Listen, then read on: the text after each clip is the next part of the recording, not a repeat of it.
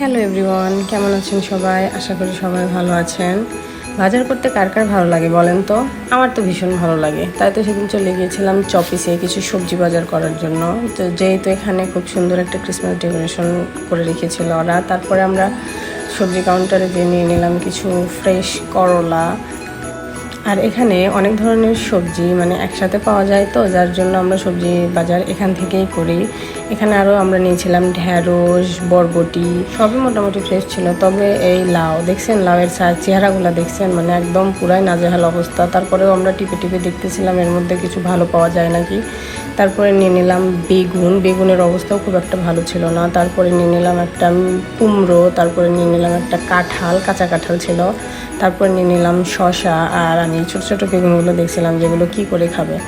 মোটামুটি আমাদের সবজি অনেক কিছু কেনার পরে ওখানে আমরা মাপামাপি করে সব দাম ওরা ঠিক করে ওখানে লেবেল লাগাই দিচ্ছিলো। এই প্যাকেটে 12টা লিচু ছিল, যার দাম বাংলাদেশি প্রায় 1000 টাকা।